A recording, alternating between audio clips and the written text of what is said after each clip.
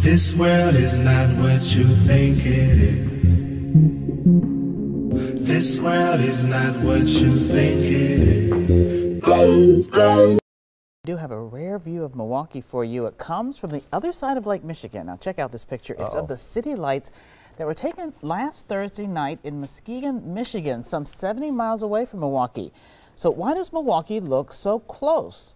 Well, scientists have a name for it, but it's best explained as simply a mirage. It is cool. Cool. I know for Jesse. That is amazing. If Jesse Ritker were not off today, she would tell us the exact. She'd have some more term details on that, yes. And what you're seeing here is a mirage. We typically would not be able to see this from the Lake Michigan shore. We talked about this last night. Conditions are right on the lake that we're actually seeing a mirage of the Chicago skyline. We've covered presupposed Earth radius, pressure without a container, angular resolution, perspective hijacking Earth curve. We've covered Boyle's law. We've covered diffraction limit. The one thing we haven't touched on was mirages. Give us the most ridiculous excuse of a mirage that you've had. Well, the mirage is an interesting one because this is probably one of my favourite points to make as a flat earther, especially when someone says there's no proof of flat earth.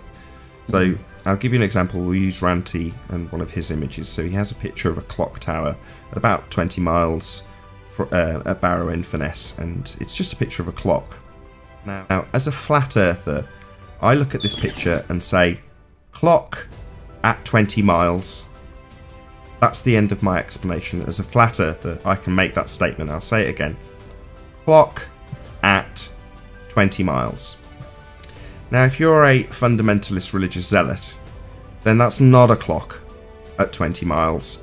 That would be a slightly looming, non-standard refraction hyena holographic projection of a clock from behind the reified edge of a sphere based on an R value and a begging the question proof of nothing perspective hijacking curve calculator to turn a clock which seems to be there into a clock which is not actually there. That's what you have to assert if you're a globehead.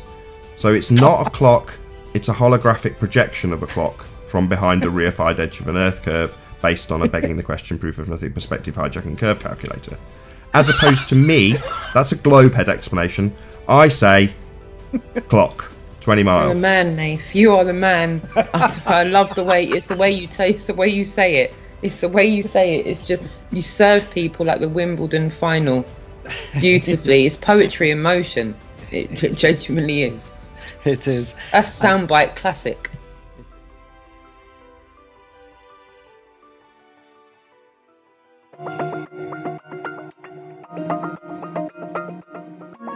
This will bend the image of that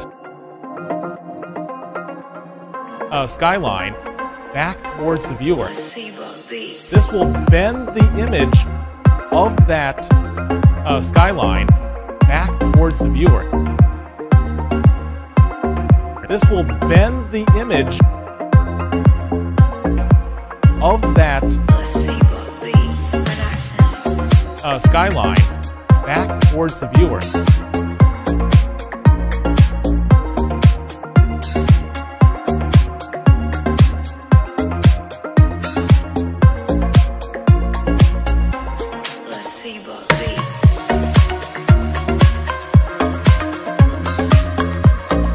Well, it's like pear-shaped.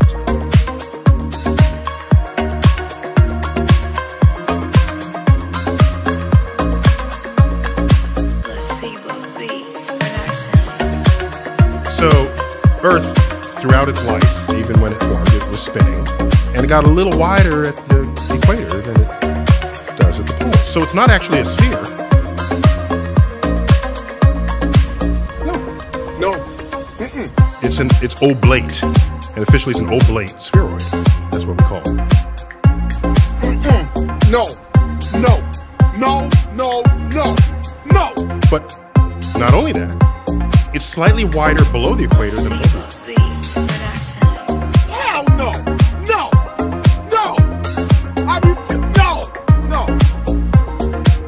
In fact, as I was talking to the folks from Sempra, they were explaining that this location is almost optimal for solar power generation.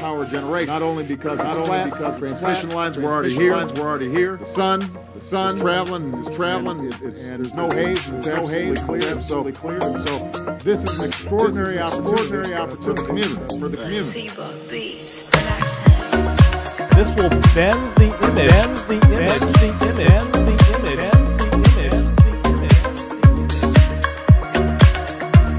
This will bend the image.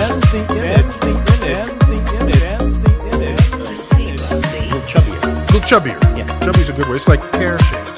This will bend the image of that